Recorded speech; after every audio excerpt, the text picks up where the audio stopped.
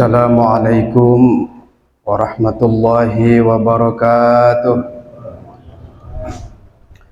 Alhamdulillahilladzi faddala bani Adam bil ilmi wal amali ala jami'il alam. Wassalatu wassalamu ala sayyidina Muhammadin sayyidil arabi wal ajam wa ala alihi wa ashabihi ya nabi'il ulumi wal hikam. Amma ba'du, faqala Allah ta'ala fil Qur'anil Karim, a'udzu billahi minasy syaithanir rajim. Bismillahirrahmanirrahim. Ud'u ila sabili rabbika bil hikmati wal mau'izatil hasanah wajadilhum billati hiya ahsan. Wa qala aidan subhanaka hadza buhtanun 'adzim. Wa qala an-nabiy sallallahu alaihi wasallam, salatun min aslil iman, al-kaffu amman qala la ilaha illallah la nukaffiruhu bidambin wala nukhrijuhu anil islam bil amal wal jihadu madin mudu ba'atani Allahu ila ayyuqatala akhiru ummati ila ayyuqatila akhiru ummati dajjala la yubtiluhu jawru ja'idin wala adlu adilin wal imanu bil aqdar. Sadaqallahul azim wa sadaqa rasuluhun nabiyul karim wa nahnu ala dzalika minasy syahidin wasyakirin walhamdulillahi rabbil alamin. Wa ya hadratal muhtaramin, sepuh dan kesepuhan kita semua, sahibul wilayah, mama kaji pendi, para kiai, para ustadz, pengurus majelis wakil cabang Nahdlatul Ulama Kecamatan Warung Gunung, ketua dan jajarannya, ketua Gerakan Pemuda Ansor Kecamatan Warung Gunung beserta jajarannya yang merupakan panitia penyelenggara daripada pengajian kita ini. Ini perlu diapresiasi karena jarang orang yang mau bergerak seperti ini. Bapak-bapak, para hadirin jamaah pengajian, siang ini kita bisa sejenak bercengkerama tanpa peduli kita besok dipisahkan dengan cara yang bagaimana. Yang terpenting nikmati kopi malam siang ini dengan cara yang seksama. Tak peduli cuaca hujan ataupun panas, siang ataupun malam, kopi tetaplah kopi yang selalu bisa dinikmati. Saat kepenatan hidup mulai membebanimu, kita masih bisa bangkit dan memulainya lagi dengan secangkir kopi. Dan kopi tak pernah memilih siapakah yang layak menikmatinya, karena di hadapan kopi kita semua sama. Jadi bapak-bapak, yuk diminum dulu kopinya, yuk. Bismillahirrahmanirrahim. Mangga Pak Kiai.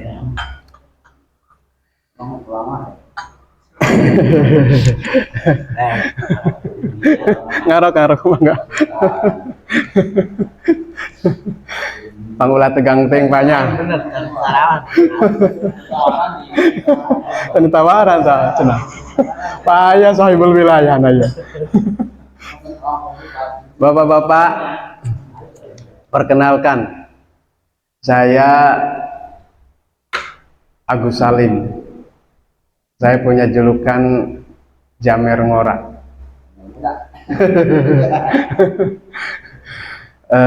Kata orang saya katanya sekretaris Kecamatan Warung Gunung, MWC Kecamatan Warung Gunung.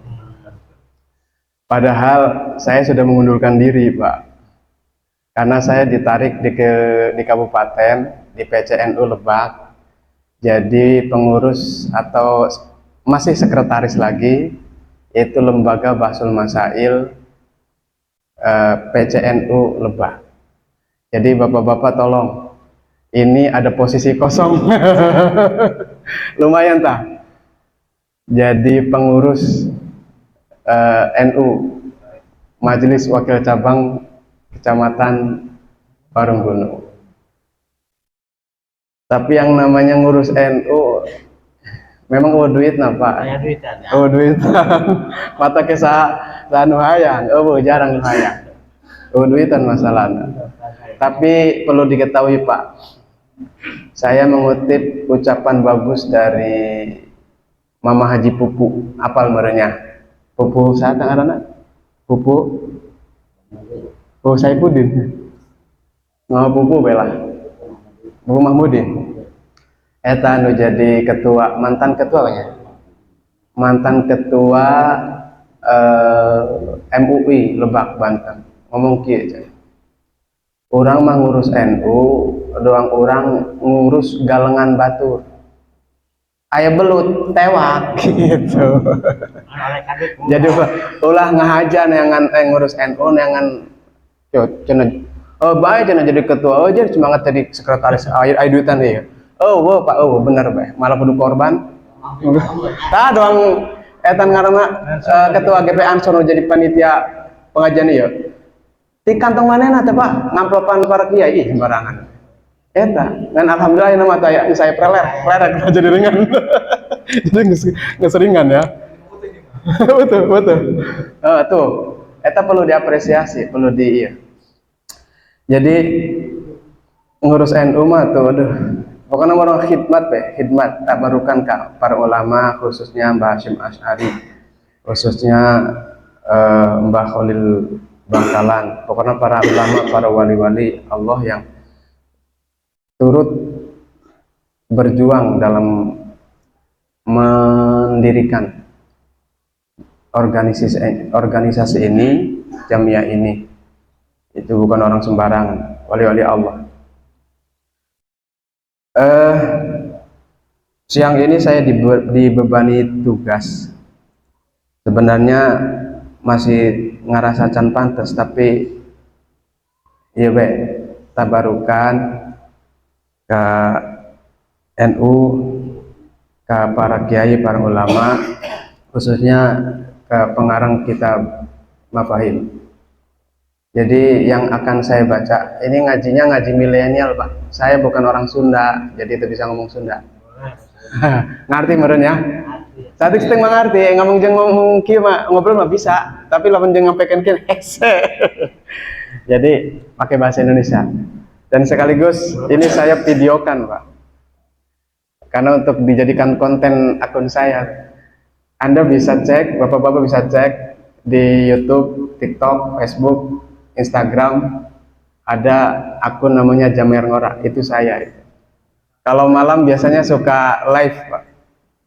Suka ngaji, jadi bisa nonton, bisa subscribe, follow. Baik, Bismillahirrahmanirrahim. Saya ingin cerita dulu. Ini namanya Kitab Mafahim. Kitab Mafahim ini kitab anyar lah, kitab kontemporer cek bahasa keren nama. Keur abdi masih di Lirboyo kene. Kitab ini can diajarkan, belum jadi kurikulum.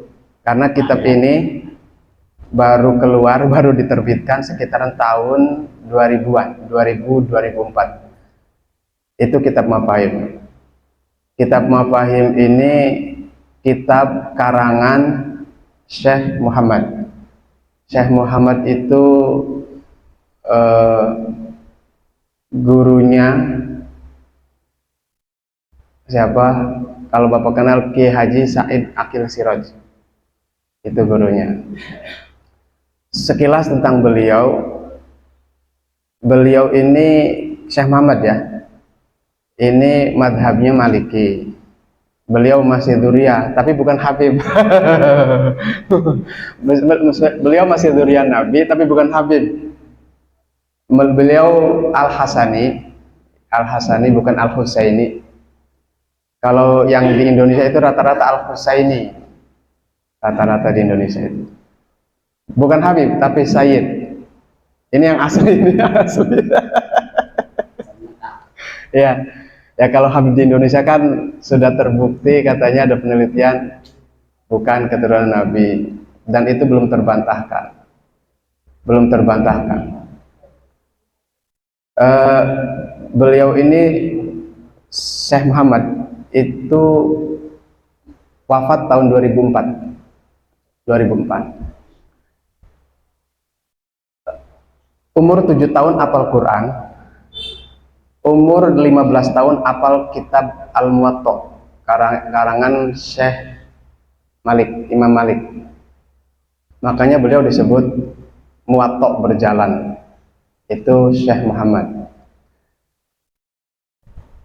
Mungkin bagi para ustadz yang mondoknya di Bantenan mungkin belum kenal, tidak kenal kitab ini. Karena memang juga kitab baru. Saya sendiri juga waktu di Lirboyo belum mengalami ngaji, tapi sekarang sudah jadi kurikulum. Karena saya keluar di Lirboyo itu 2003, ini keluar 2004. Tapi sekarang sudah jadi kurikulum di Lirboyo. Kitab ini beliau itu karang, itu sebelumnya, sebelum mengarang kitab ini, mengarang kitab Dakhair Muhammadiyah. Di kitab Dakhair Muhammadiyah, Dakhair Muhammadiyah. Di kitab itu beliau menceritakan tentang sejarah Kanjeng Nabi. Nah, dengan kitab itu beliau dikafir-kafirkan, Pak, oleh orang yang namanya bin Mani, yaitu ketuanya Syekh Wahabi. Beliau dikafirkan, bahkan dicabut ibaratnya perizinannya untuk ngajar di Masjidil Haram, bahkan mau digantung oleh Kementerian Pengadilan Arab Saudi. Nah, setelah kitab Dakhair Muhammadiyah itu beliau ngarang kitab ini, kitab Mafahim Yajibu an Tusahhah. Judulnya Mafahim, pemahaman-pemahaman yang wajib diluruskan. Jadi kitab ini berisi tentang sanggahan atau bantahan-bantahan Syekh Muhammad terhadap paham-paham Wahabi. Terhadap paham-paham Wahabi. Yang menggunakan dalil-dalil mereka sendiri. Kita tahu paham Wahabi itu diantaranya apa, Pak? Mengkafirkan orang yang bukan selain paham mereka, golongan mereka.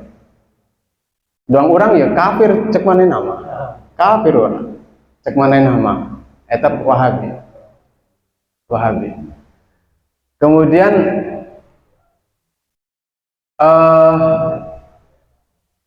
kitab ini itu